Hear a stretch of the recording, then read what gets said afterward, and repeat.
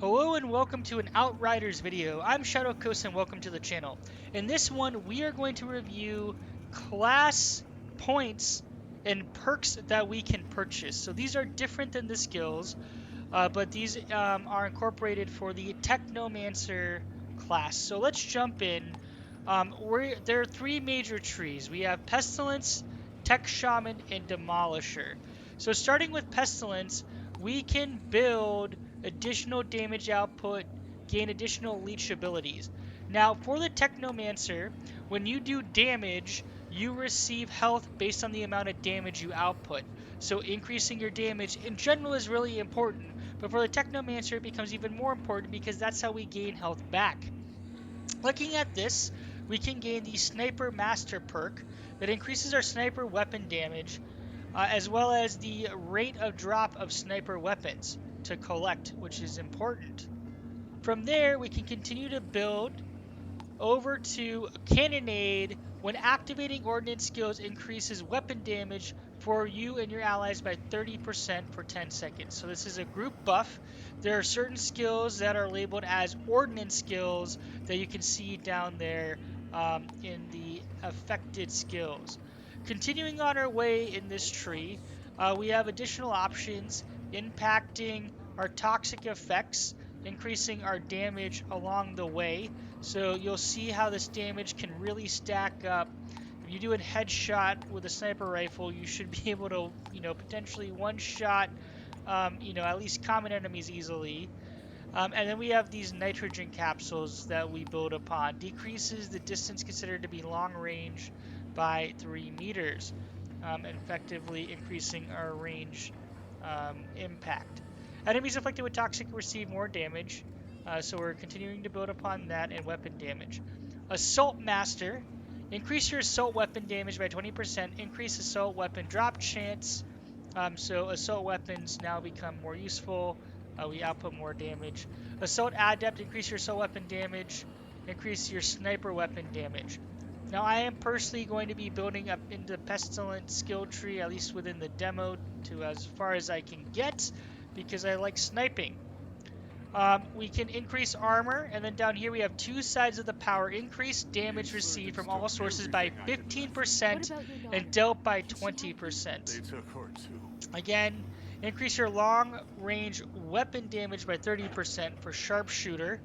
And then up here, grand amplification. Increase your anomaly power by 4% for each unlocked impact amplifier class node. I'm not sure how to interpret this one. Clearly, this is the demo, so there might be some different aspects of this, or I just might not be interpreting this right since I've only played this game for a couple hours. Played the demo for a couple hours. Increase magazine size by 50%, extremely helpful, so we don't have to reload as often. Charge gunshot burst bullet after reload deals damage with 200% increased weapon damage. Can happen once every 5 seconds. Purge. Enemies afflicted with toxic receive 30% more damage. And finally, empowering antenna. Decay. Activating decay increases weapon damage for you and your allies by 40% for 10 seconds. So there are two of these. One of these includes, I believe, placing a turret down. Over here, cannonade, so 30% for 10 seconds versus 40% for 10 seconds. So this one is better, but again, swapping out those skills will impact it. So that is the Pestilence tree. Next we have Tech Shaman. So increase your health, which is nice. Increase resistance, reduce gadget cooldown time. Here, increase your health by 10%. We have Exposing Toxin. Every time Toxic is afflicted on an enemy, a vulnerable status is inflicted as well. Vulnerable afflicted on enemy is 40% more effective. Down here, Winter's Barrier. After using your class melee skill, increase damage mitigation by 40%. So basically, this middle tree is absorbing more damage and kind of building towards a tank type build. Freeze afflicted on enemy lasts 20% longer. Enemies afflicted with freeze receive more damage. Increase your armor. Increase your health again. So all these little ones are just increasing health. To build out our tankiness. Your health regeneration threshold is increased by 20% at maximum. Decrease turret's health decay rate by 30%. And down here we have Wipeout. Enemies below 30% health receive 20% more damage. It's kind of nice if you're getting low to finish the job. Reduce gadget skills cooldown. Increase your skill leech by 6%.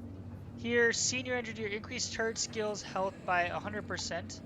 Increase your health by 10%. We saw that. Exposing Frost. Every time freezes afflicted on enemy, vulnerable status is inflicted as well. I thought... okay, this is Toxic. This is Freeze. Good to know. Freeze afflicted on enemy lasts longer. We increase our leeching skills, which is nice. Increase our armor again. Use a gadget skill. Increases all healing received by you and your allies by 30% for 7 seconds. That is very nice. So we're basically, building out a tank build, like I said. Increase all healing by 20% for you and your allies. Increase skill leech. Increase freeze. Then we have Overclocked. Activating gadget skills increases your anomaly power and weapon damage by 40% for 10 seconds. For 10 seconds upon losing all health, you receive a second chance to return to the battlefield with 50% health.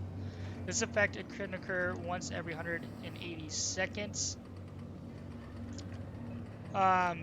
So basically it's like the second wind, which is super nice. And here, this is weapon damage for allies. This is anomaly power and weapon damage, which is kind of nice. Finally, we have the Demolisher class. So as we build here, building anomaly power, increasing resistance. I think we looked at some of these things already, yeah. Anomaly fueled, increase your anomaly power by 6%. Brain freeze. Your class melee skill also inflicts toxic on every enemy hit. Increases your resistance. The first shot after reload deals damage with firepower increased by 15% of your anomaly power. Increases your anomaly power. Adrenalizing antenna. Activating decay skills increases anomaly power for you and your allies for 30% for 10 seconds. Toxicologist. Toxic inflicted on enemies lasts 30% longer. Reduce ordnance skills cooldown. Increase your anomaly power, which we'll continue to see here. Activating ordnance skills increases skill leech by 15%. We've seen some of these already. Here we have some more toxic damage. Vitality, increasing leech. And then we have armored unit. Activating ordnance skills increases your armor. Team player decreases elite's damage against you and your allies by 10%.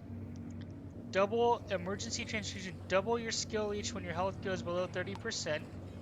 So that's a way to quickly heal up. And then finally we have Tech Bond. Activating ordnance skills increase anomaly power by 50% for 10 seconds. So looking at these, and this is the demo, so hypothetically it could change. But I don't know if they would, change it that dramatically because the game is coming out in a few months here. Demolisher is interesting because Demolisher looks to be building upon those anomaly skills. But when I look at Tech Bond, activating ordnance skills increases anomaly power by 50% for 10 seconds. That seems vastly inferior to Tech Shaman or Pestilence, where we're impacting the entire team. So those are the, call it, perks that we can purchase with class points for Technomancer. I am actively trying to build my YouTube channel, so now's a good time. If you're interested and find this content helpful, please consider subscribing. I hope to see you in future videos. Thanks so much for watching, and be sure to check out other videos I'll be posting on Outriders. Shadow Coast out.